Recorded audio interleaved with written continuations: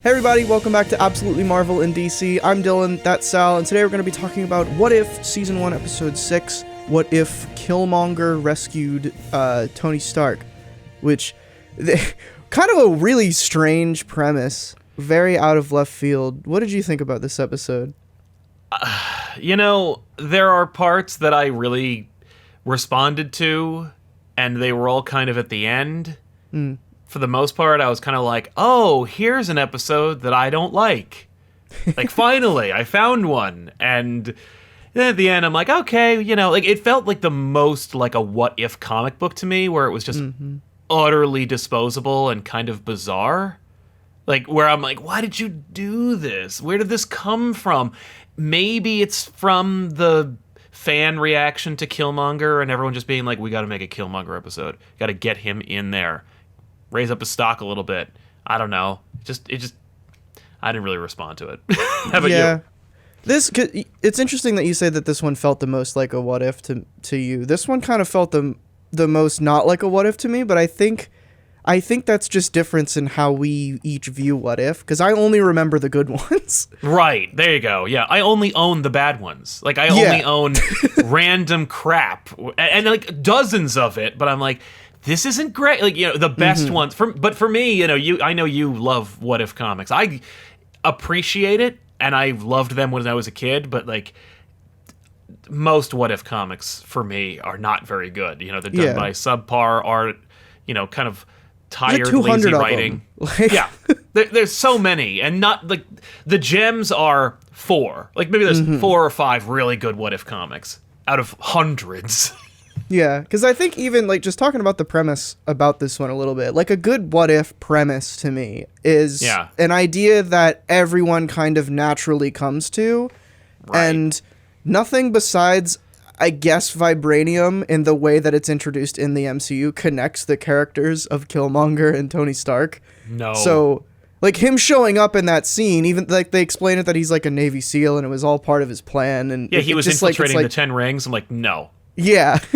No, he just wasn't there. Like, it needs to be like the Avengers lose the Chitauri War because they trip over the blonde waitress that was hitting on Captain America because she was technically there. Like, it needs to be some kind of piece that's there. This was just like, what if Killmonger had the identical backstory he did, but it also made him do these things that led him to this? Like, that's not a, but is that what if, or is that more like a butterfly effect? Because I can imagine that a what if premise legitimately is just like, what if they lost? It's that kind of idea, and they just go, and we just go nuts with it. This was some kind of blend between what if logic and what if we just wanted to do a Killmonger episode. Yeah, it definitely seems like they really just wanted to put the focus on him. And I don't think this episode was all bad, and I like Killmonger. I really liked a lot of the Black Panther stuff for the little bit that he was in this episode. Same. I thought that was fun. I thought, I don't know, it was just kind of a strange one for me. It just felt very, like, average. That's the thing, is it just felt a little odd, and I wasn't as engaged as I have been in previous episodes. Like, even the episodes where I don't have much of a vested interest, like a Guardians episode. But what if T'Challa were Star-Lord? I'm like, I was hooked whole episode. Yeah. This one, I don't know. It's just kind of... And there's an opportunity with these what ifs, especially with it being driven by Feige and Marvel Studios, where you can really like go back and revisit some people's favorite moments from the MCU or least favorite and fix them. Like do something better or with new eyes. And sometimes they've done it in this show. I wouldn't say that this show is an explored opportunity where they've done that every episode, but this is one of those things where they're like, let's go back and look at Iron Man for a minute and just take place within that timeline. Right. And I don't know. I don't think it plumbed the depths as well as it could have, but I enjoyed the war aspect. I thought that was kind of interesting that it went that big. And I liked the exploration of becoming a Black Panther and stuff. Like, I liked elements of it, but for the most part I was just kind of like, you know what the problem was, I think? I suffered from a lot of I get it in this episode. Yeah, totally. It's like that would happen. Like, obviously. Right, like around the 10-minute mark, I'm like, yeah, I get it. Mm-hmm. Like, right, right. Like, it wasn't so much a ride that I'm familiar with as much as it was just like a premise that I was tired of. Which I'm not used to in this. Sure. And the weirdest thing about it, too, as I was thinking about this, is they have, like, such a clear what if in here. Like, the question of what if Tony Stark wasn't captured. Right. If he was rescued at all, like, who cares who did it? Just what if Tony tripped before he got to the rock so he doesn't get the shrapnel? Like, all you need is just that. Mm-hmm. And that's an episode. But that's far more interesting than what happens here. Yeah, well, because Killmonger's like pushing him in this direction, as opposed to just, let's see what Tony Stark would do if he didn't become Iron Man. Mm-hmm.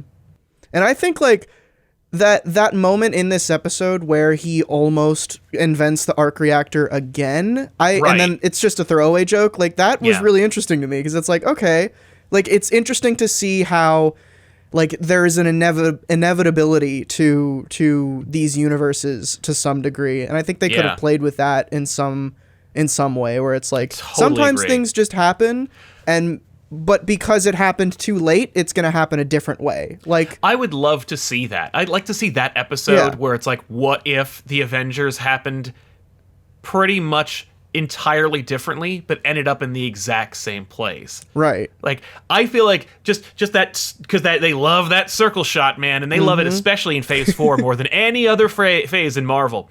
Yep. But I really would love to see that, where it's like Iron Man stumbles upon arc reactor technology without having an arc reactor in his chest, and Cap is unfrozen clandestinely, maybe for some other reason, like Thor ends up being worthy and coming here anyway. I really want to see that idea now. And this episode flirted with that idea and then just didn't go there, of course, because it wasn't the premise, and I get it.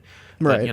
But, I want to see that now. I want to see, like, what if your movies happened the same way, but in totally different order, or in some different, like, chain of events, to see the inevitability of heroes or the Marvel Universe or something like that. I don't know. That's something. But this episode was fine. It wasn't terribly subpar. It wasn't a bad episode. It was just kind of, it failed to hold my interest throughout. And so, as a result, I was actually more hyper focused on things that didn't work, like the animation. Totally. There was a scene very like aware. The in the party scene in, like, the casino or whatever. Scene, background. The backgrounds, where it reminded me of Invincible. Like, I had the same complaint during Invincible, where the background characters, they were 3D in that too. Yeah. And they were just like half the frame rate of everything else. A completely different frame rate than the rest of them. The mouth moving was especially noticeable in this one, and I don't know if it's I don't know. I genuinely feel like it's just when the premise is that arresting, I don't care. And when it's not, I notice. I could see that. It's definitely like a situation of, like, if you're not, and this is exactly what we talked about when we first started talking about the trailer, is like, if the story grips you, you're not gonna care as much about the animation or the art style, and that's perfectly evident here, where it's like like you said earlier, it's like, we get, like, what's going on here, so you pay attention to it a little more. I will say, though, I really liked the music in this episode. I thought that was really well done. I think all of the instruments that they use in the Black Panther score anytime like Wakandans show up is those, like, specific, and, like, the yells and stuff, that's, like, really fresh, and I like it. I agree. So and I like the MCU.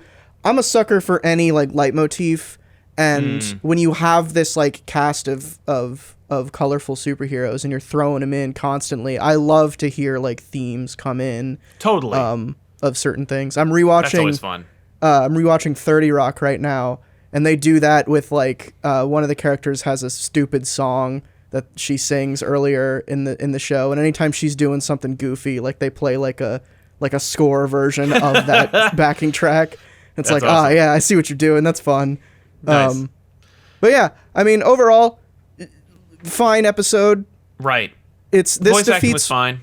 I was worried about Tony because he sounded really weird in the trailer, but I got very used to it as the episode went on. So I was like, that's fine. Is this the same guy that voices him in Earth's Mightiest Heroes, or does he just sound like that? So. I don't think it is either. Earth's Mightiest Heroes, clearly they're like sound like Robert Downey Jr. Right. This one was you're doing Robert Downey Jr. Like yeah.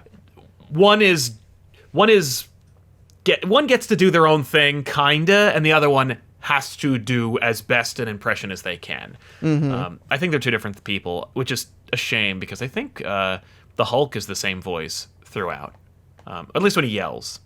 Or yeah, that's fair. I don't know who voices the Hulk.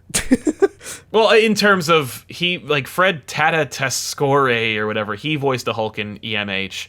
But I think he just plays like yells in this show, like it just. Whatever. Oh, okay, interesting. But they use the same actors, is my point. Like Josh Keaton plays Cap in Agent Carter, and or Captain Carter, and he's Spider-Man in Spectacular. It doesn't matter. Point is, the only thing I wanted to point out about the voice acting was I noticed that Tony got more normal as the episode went on. I was like, yeah, it was less jarring and weird. Yeah. I don't know. I'm also like that voice, that kind of like slightly higher pitched RDJ impersonator is for a long time since Earth's Mightiest Heroes was the voice I read Tony Stark in when I read comics. Mm-hmm. Now it's kind of switched for some reason to well, not for some reason, it's because I play the Avengers game a lot. It's switched to Nolan North. But there you go. For some reason, I can't read it in Robert Downey Jr.'s voice for some reason. I don't know why. That's funny because I only hear it in his voice now. Yeah. Like, for him, it's just him, and I'm happy for it. Oh, totally. Like, I would not complain if my brain like defaulted to that.